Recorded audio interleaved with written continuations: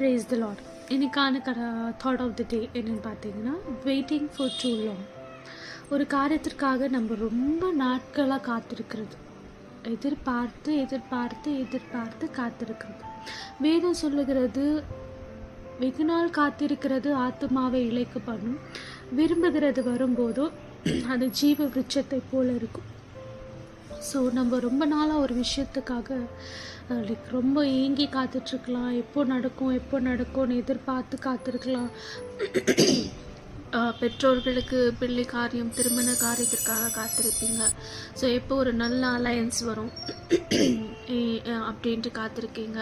இல்லை குழந்தை கல்யாணம் ஆகி திருமணம் ஆகி குழந்தை பாக்கியத்திற்காக காத்திருக்கிறவங்க, இல்லை ஒரு வீடு கட்டுறதுக்காக காத்திருக்கீங்க, இல்லை வெளிநாடு போகிறதுக்காக காத்திருக்கீங்க, இல்லை அதர் பிளெஸ்ஸிங்காக காத்திருக்கீங்க. அண்ட் சம் ஆஃப் தெம் ஆவிக்குரிய வரங்களுக்காக காத்திருக்கீங்க. So something we are waiting.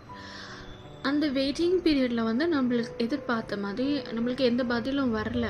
We are waiting for a long time. எதிர்பார்த்து நம்ம சோர்ந்து போகிறோம். ஸோ ஜெபம் பண்ணுறோம், நடக்கலை, எந்த காரியமும் வாய்க்க மாட்டேங்குது, ட்ரை பண்ணுறோம். ஏதோ ஒரு காரியத்தை நம்மளா முயற்சி எடுத்து ட்ரை பண்ணுறோம், ஆனால் வாய்க்க மாட்டேன்.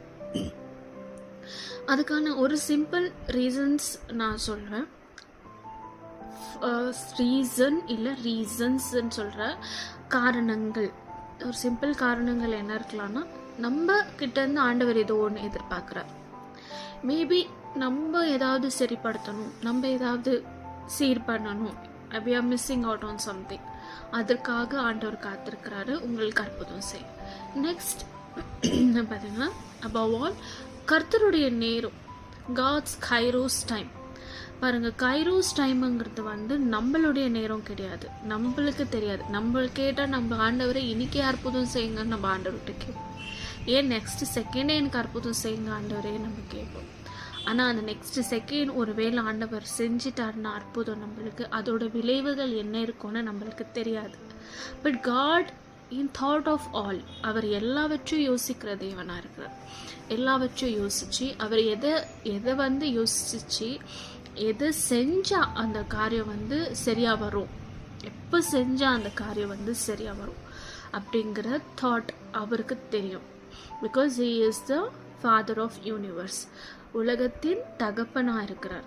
எல்லாவற்றையும் சிருஷ்டித்த தேவனுக்கு எப்போ எந்த காரியம் எந்த நேரத்தில் யாருக்கு செஞ்சால் அவங்களுக்கு அது நல்லதோ அந்த காரியத்தை அந்த நேரத்தில் செய்வார்.